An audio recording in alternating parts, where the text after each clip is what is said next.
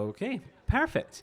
Hello, everybody. Anyone who's here to listen to the podcast, thank you so much for joining us today. My name is Jack. I'm the host of Pangolin, the conservation podcast, which is a celebration not just of the pangolin, but of all kind of underappreciated, misunderstood conservation stories. And today, I'm very, very excited to be here. Number one, this is my first ever live podcast, so I'm very excited for that reason. But the other reason I'm very excited is because I am joined by the wonderful Pedro Prata from Rewilding Portugal to talk all about his incredible work. So first of all, thank you so much for joining me today. And yeah, do you want to introduce yourself to everybody, tell them a little bit about who you are, just to kind of get the ball rolling on the conversation? Well, thanks, Jack. It's a pleasure to be here with you and fantastic crowd here and a very nice event. Very glad to be here. So I am Pedro Prata. I'm the executive director of Rewilding Portugal. I've been leading the organization since the inception in 2019. We're doing conservation, landscape restoration work around the Greater Côa Valley landscape, and it's quite successful up to this point. And I think in the future the success will multiply. So it's I think exciting to be working with this. My background is in biology. I live all my life in the countryside, so I'm a nature lover by nature, and I do what I like. So super excited about it. Yeah, that's fantastic. I think it's like given me so many things where I'm like, I wish we had all day to just sit and go back and forth, because there's so many things I want to ask you about. It's also something that like I've never talked about Portugal on the podcast before, so I'm very excited to learn about what you do and kind of more about the context. And I guess like you said there at the beginning, kind of like you were there at the inception of this project, you kind of have been there since the very beginning. And so I wondered, like, just like kind of what was it that made you want to go into this particular area, work into this particular space to begin with? Yeah. So as I said, I'm a trained biologist, and during my years in college, I more and more focus on the conservation side of biology. So in the hands-on approach to actually restore and preserve habitat, species, and process as a whole, and I was doing it everywhere around the world. I've been in South America, North America, the Caribbean, in Europe, everywhere. But my heart was back close to home, and close to home there's this very interesting area with lots of potential for conservation, and especially for restoration.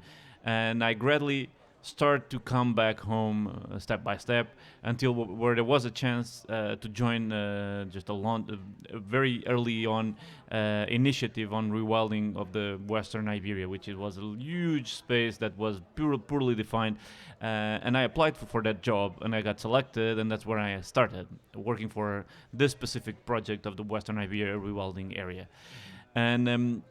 And that evolved because it was, as I said, it was very large. It didn't make sense as a ecoregion or a biome. The boundaries were poorly defined, and there was not much of a strategy there. So when I joined, my first task was actually to set up a strategy, how to make this feasible, how to make this practical. And that's when we started to think about a more specific landscape, which is the Côa River. So the Côa catchment area, the Greater Côa catchment area is one piece of land. It makes sense. It's the whole river, its tributaries. It comes from the mountains in the south to the mouth of the river in the north. It has these two main plateau areas that it passes through, and it's inhabited by a lot of different wild species, some that are really, really interesting in the point of view of conservation, such as eagles and vultures. There's wolf at this present. There's the last historical range of the Lynx in Portugal as well. So all of this is combining, and this landscape connects multiple already protected landscape areas, so parks and reserves and so on. So it is a corridor. Yeah. And that's where we thought, okay, strategically, the best thing to do is to connect all of these through a living corridor. And the Côa can be this living corridor. So we start focusing on that, and that's the first approach that I say in the beginning. I strategize and I start to work, and has been started already for 6 years with lots of results. So I'm very proud. I think and I guess we can get onto those results in a second. But I'd be interested to like talk a little bit more about that selection of where it was going to be, right? Because like it's when you have an entire country, maybe to look up and down and go all of these places. I guess you talked it strategically made sense of like there's this river, there's this valley, there's this place. What would you say, like when we're looking at that, was missing, I suppose? What was the problem? What was the kind of, not just that it made sense as an area, but like what was the kind of ecological situation in that area as well? Does that make sense? Yeah, it makes.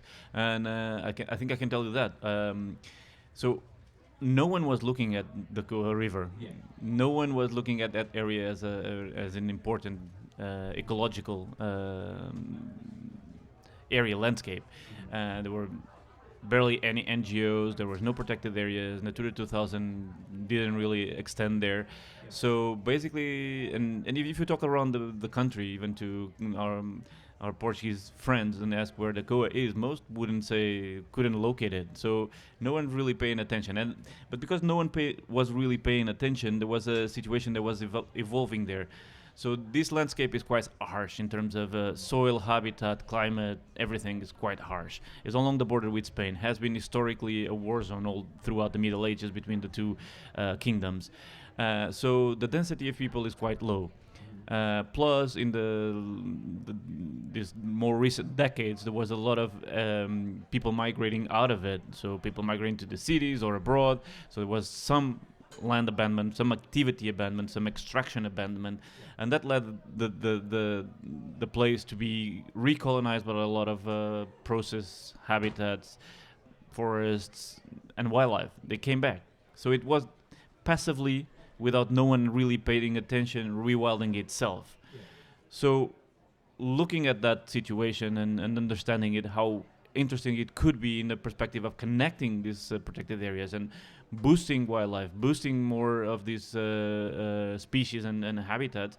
It was just a matter of realizing it and make it work. So that's what I think it was there, waving out the opportunity, and very fairly few people were looking at it and putting their hands on, and that's what we just did. Mm-hmm, mm-hmm. That's incredible and really, really interesting. And I think like something that I found interesting about the kind of situation and the kind of what was kind of sticking out to me, I guess, is that you've said like no one was really looking at it, but you also have mentioned in terms of like it being in a really important place for a lot of like charismatic species that you'd think would have naturally attracted attention to that kind of area, like with the kind of lynx and the wolf.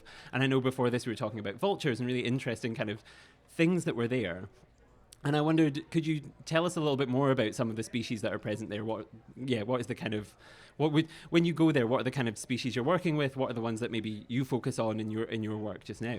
Yeah, so in the strategy that we designed, we also listed a number of species that we think would be the indicators of the results of what we're doing on the ground. So, of course, carnivores, as we were mentioning, wolves and lynx is important. Scavengers, specifically, as another part of the trophic chain, really important too. And they're present, all three species, and the fourth species on and off coming by, the bearded vulture. And then everything that supports that, which is the forest and its grazing inhabitants. So these are the species that we're looking at. All of these species are present in different densities and in different impact. Of course, we're missing some herbivores. Of course, we're not yet established a fully functioning lynx population, and the vultures and the scavengers are not complete set present. But there are some, and they are recovering. So, for instance, before we just started, there was no evidence of the presence of a cinereous vulture, the black vulture, the big black vulture. In Portugal, there were listed only 3 colonies, mostly in the south, and a very small colony of 2 pairs in the north. And in between, there was this large empty space without any colony. We started to look at the scavengers, and we tagged some vultures to see what they were using as habitat, and then how they're using the landscape, where they feed, where they sleep, where they breed. And we soon realized there was some movement of cinereous vulture south of the Côa River, so on the mountains where the river started. And we paid more attention to it, and we followed those animals. And from the one animal that we tagged, we found on the first year 5 nests. So this was already a new colony for the whole country. And then the second year, that colony, by monitoring, evolved to 12 nests. 8 of which with fledgling birds. This year we're already at 15, and we're sure there's more to find out. So no one was looking. Really, no one was looking because they've been there for years. A colony of 15, it's huge, and has been there for a long time. If no one spotted it, it's because no one looked at it. And we just did it because we were looking at the function of scavenging of all the vultures.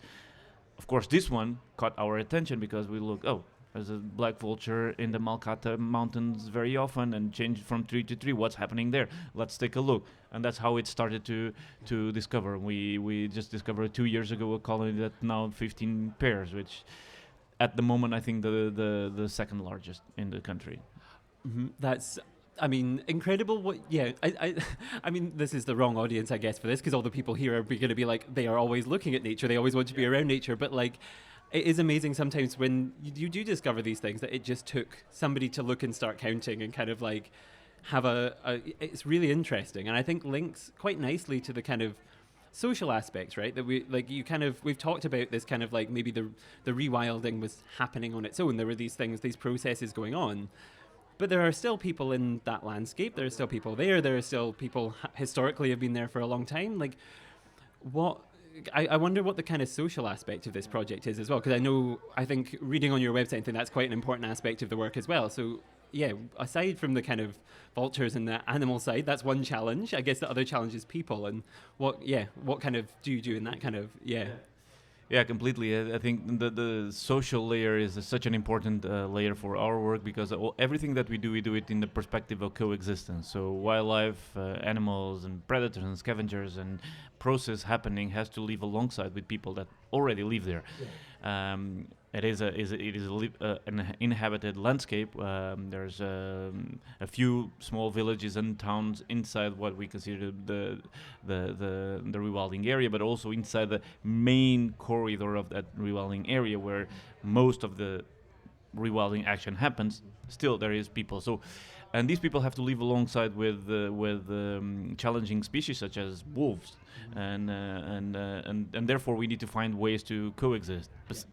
So harmoniously and pacifically coexist. And we've been doing that a lot. So a lot of our work is to support the people to find ways to prevent conflict with wildlife, to actually benefit from living alongside with this wildlife by boosting their businesses and their business models, to increase the identity and the proudness or the pride of being living alongside with these wild landscapes. It's part of our work too, and this needs to be told to the world. So people have to see that their livelihoods, their coexistence, their efforts of living alongside wildlife is not just a successful challenge, but it's also a proud that they can share beyond that landscape towards whoever comes to visit, whoever reads the news, whoever follows all the social media. That has to be present for the people who actually lives there. And it's a lot of our work, indeed, as you say.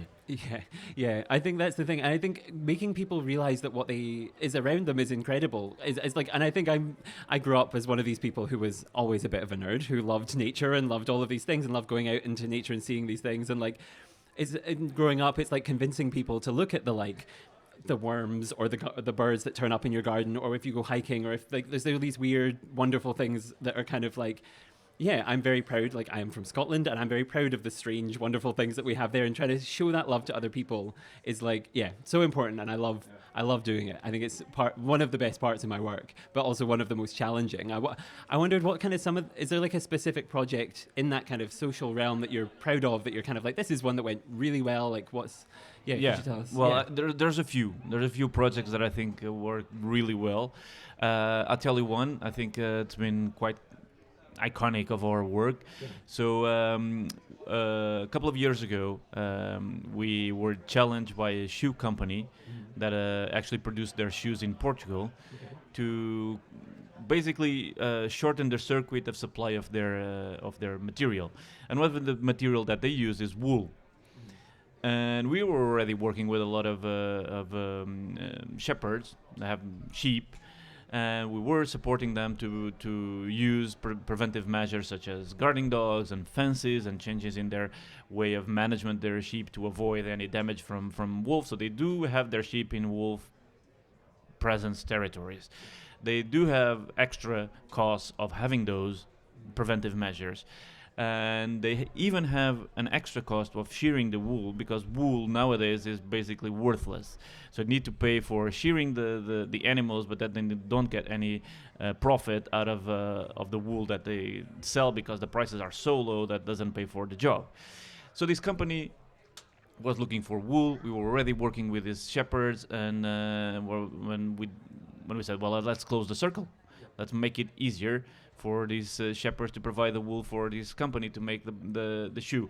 And by doing so, we actually managed to make contracts between the shoe company and the shepherd directly, with us just mediating, to make sure that they were getting paid the fair price for the wool. At this moment, they pay 7 times higher than the market price by contract. Plus, the company, with our mediation support, gives the support of shearing the animals. So the service, we pay for the service. So instead of shepherds having to contract someone else, they avoid that cost, because we pay someone to come and shear the wolf and collect the wool, that is then paid at the contractual price that is higher than market price. That then is cleaned and weaved in local factories, right in the main city of Guarda and Covilhã, which is very close by, and then is led, and then the fabrics are taken to the factory to make the shoe, and this shoe is then sold everywhere around the world. It's always limited editions every year. So last year was the Perto, the shoe. This year is going to be a Tento. So there's like different kind of signature shoes, and it was sold out last year immediately, and we're hoping this year it does well as well. And the people who are in this agreement, in this network of company, Shepherd, and us, the factories and everything, they're really proud of being part of this, because it shows a clear result of how can NGOs and the company and the local shepherds work together to find common solutions for a problem. Not just the shearing of the wool, but the presence of wolf and their protective measures. How to work together to find positive outcomes, and this to me is a great example, and it's good to be part of it. Yeah, it sounds like, it's a really good, like, kind of like, I can imagine the diagram that you can draw perfectly to like sell it to people. Like it's the perfect, like, this loop of like all of these parties seem to be involved in the process, seem to be feeding into the process, and seem to be benefiting, which is fantastic and really, really interesting. And I guess then, like, that is a huge success. We've talked about so many things that I'm like, so I wish we had so much more time to go into all of these successes. But I think the question that I would ask, and the thing that I would maybe say is, like, we've looked at now and we've talked about kind of things that are successes now. Looking forward, are there any projects that you're working on right now that you're kind of like, in a little while, in a year's time, you're like excited to be working on? Where would you like to see them going? Like, what's happening now as well? Yeah, so we just started now quite a large project approach to the lynx and wolf recovery. So wolf, we've been doing it for the past 5 years. It's quite successful in terms of what we're doing, but the population of wolf is not doing well anyway, so we need to find better solutions. And at the same time, now we're extending that knowledge that we gained to the lynx as well. So we're excited to see how this is going to evolve for the two predators. I think it's going to be interesting to find out how can we develop strategies that are successful for these two predators. At the same time, I'm quite excited to be planning and kind of thinking creatively on an approach to vultures, specifically the ones that are still declining as the Egyptian vulture. We do have a population of Egyptian vulture in that region that is connected to a wider population of nesting Egyptian vulture in the Dodo Canyon. But that population, besides being the biggest in Iberia, it's still declining for ages. So nothing is stopping that decline. Even it's a slow but still a decline. So we've been thinking about ideas on how to reverse that decline, actually, how to increase that population. And I think we have to address the fact that we need to do reinforcement and actually do hands-on reinforcement of Egyptian vulture to protect the existing nests, but also to create or to build on historical nests and potential nest sites to bring new blood to that population and increase the breeding success. And it's something that we've been thinking about, strategizing, and I'm sure that in few months, year time, we'll be actually starting to work with that. Yeah. Well, you'll get an email from me in a year's time when that's all started, and I'll go, would you like to come on the podcast again and talk about that? Because they... With pleasure. Yeah. The Egyptian vulture is one of my I don't want to pick a favorite bird in a place like this where I feel like everyone will have an opinion, but it's up there with some of... Yeah, I find them to just be incredibly beautiful birds. Yeah, incredibly charismatic, interesting things. So, and yes, I'm very glad you brought them up, actually. Never been mentioned on the podcast before, so I'm very glad they finally got a kind of leg in there. And I guess, I'm looking at the time, and it's flown by the last 20 minutes. We've got a couple minutes left, and I think there's a couple of things that I want to ask everybody that I have over the course of the weekend. If you're around all weekend, we'll be here a couple more times if you want to come and listen. And I guess the first of the kind of 3 quick-fire questions that I am going to be asking everybody is, if someone's listened to this here, if they listen to it in the future online, wherever they listen to it, and they're thinking, I want to support that, I want to be involved, I want to do something for conservation, for nature, what would be kind of your top tip? What would be your advice? All right. So what I would advise to follow everybody who's putting out beautiful content, important and scientifically accurate content on conservation. Yeah. Follow those organizations, people like you and podcasters and so on that do beautiful work, and share it with the most people you can. Yeah. And if you really want to dedicate your life to conservation, hands-on, and become involved with the organizations. The organizations are usually always open to have support from people who can give their time and abilities and knowledge to help foster education and professional careers in those conservation organizations. And perseverance, and there's nothing you can't do without it. Just keep on. Mm-hmm. I think that's the yep. I think it's the perfect message. Is conservation is hard sometimes. Working in nature is hard sometimes, and that perseverance. Yeah, even if you get a bit of bad news or something, keep going is, I think, perfect advice. Well, the second question then is, I think usually I ask all my guests, whether they're here or anywhere, I ask kind of what their favorite underappreciated species is. But for Birdfair specifically, I'm going to limit it down. Say, what is your favorite species of bird? If you had to pick one, what's your favorite underappreciated species of bird? Okay, so I have one that I've always found was my favorite for a long time, and I think it's underappreciated, which is the jay. So the jay is just a jay, right? For me, it represents a function in the ecosystem that's really important. It's just the seeder of new forests, because it just keeps bearing seeds of acorns and chestnuts and whatever other trees seeds they can find and bury, and it's super important their function in seed dispersal. And for me, it has been quite of a favorite for a very long time. Mm-hmm. Nowadays, more recently, I've been looking at or paying more attention to another type of function in the ecosystem played by birds, which is the seed eaters. Most of the birds that eat seed from grass and other species. It is so important not because they are spreading the seed, but because they're lacking in numbers. I think we have a huge deficit in seed eater and abundance of seed eaters in most of our ecosystems. I was looking at that specifically where I work, and I think nowadays we have 2 or 3 main species that do that job, and even those are very scarce. So red-legged partridge and little bustard and sand grouse and species like that, they're super, super, super rare, where they should be immensely abundant.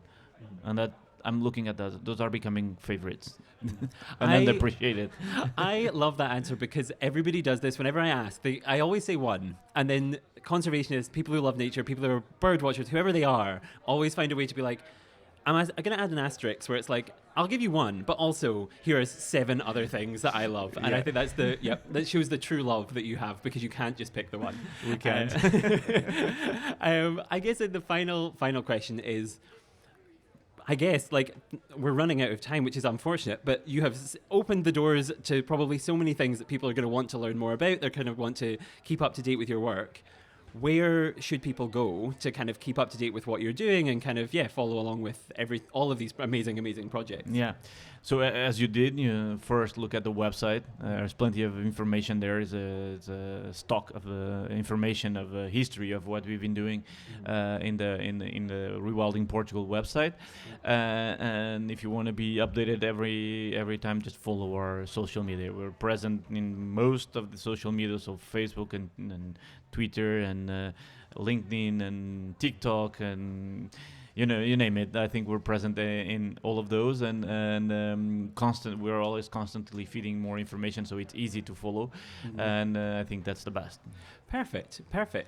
Well, I guess then, and while everyone's on social media and on websites and stuff as well, you can follow the podcast, Pangolin the Conservation Podcast, on Twitter, Instagram, all of those places, at Pangolin Podcast on all of them. And if anyone's out there listening and thinking like, yeah, I would like to hear more underappreciated stories, then follow Pangolin on Spotify or Apple Music or wherever you get your podcast from. Wherever you get your podcast from, we are there. So go and make sure and do all of that as well. Which leaves me with one final job. We are bang on time to wrap up. But before we do that, I need to say a huge thank you to you, Pedro. It's been absolutely fantastic talking to you. The minutes have flown by and I wish we had another hour to go. But like what we've managed to talk about, I'm so excited. Loved it. Thank you so much for your time. Well, thank you, Jack. It was a pleasure. Really great. As you say, we could be here for another hour because there's plenty to discuss, and it was a pleasure to be here. Very short, but really good. Perfect. Thank you so much. And thank you to everybody out there who's been listening. Thank you very much. Thank you.